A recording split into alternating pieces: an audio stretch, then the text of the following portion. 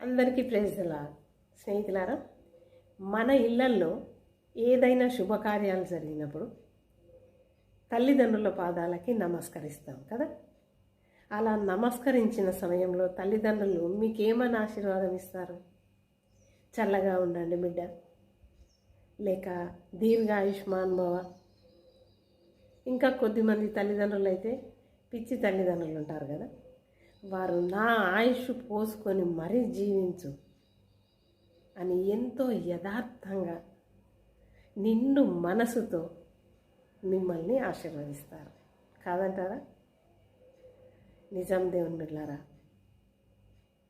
ఈ ప్రపంచం అంతటిని ఎలాగైనా గెలుస్తారేమో తల్లిదండ్రులు, కానీ మీ దగ్గరికి వచ్చేసరికి మాత్రం యథార్థమైన మనసుతో ఉంటారు వారు.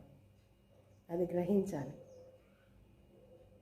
మరి ఇదే ఆశీర్వాదము బైబిల్ గ్రంథంలో కూడా మనకు కనబడుతుంది. ఎఫెసీ పత్రిక 6వ అధ్యాయము 2-3 వచనాలలో మనం చూడవచ్చు. నీ తల్లిని నీ తండ్రిని సన్మానించుము, అప్పుడు నీవు భూమి మీద దీర్ఘాయుష్మంతుడవగుదువు. స్నేహితులారా, ఎవరమైనా మన ఆయుష్ పొడిగింపబడాలి అనే కోరుకుంటాం కదా. మరి ఇందులో దేవుడు వేరే ఆప్షన్ మనకి ఏది పెట్టలేదు. కేవలం నీ తల్లిని నీ తండ్రిని సన్మానిస్తేనే నీ ఆయుష్ పెరుగుతుంది. అది కాబట్టి దేవుని బిడ్డలారా, తల్లిదండ్రులను మీ అవసరాల కొరకు దయచేసి వాడుకోవద్దు. వారి ప్రేమను చులకన చేయొద్దు.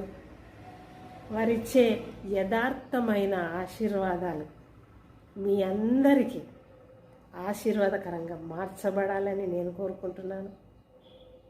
తల్లిదండ్రుల మనసును అర్థం చేసుకుంటూ వారి ఆశీర్వాదాలను పొందుకుంటూ మీ ఆయుష్ను ఇంకా పొడిగించే ప్రయత్నం చేసుకుంటూ మీరందరూ ముందుకు నడవాలని కోరుకుంటూ సెలవు తీసుకుంటున్నాను. హల్లెలూయా.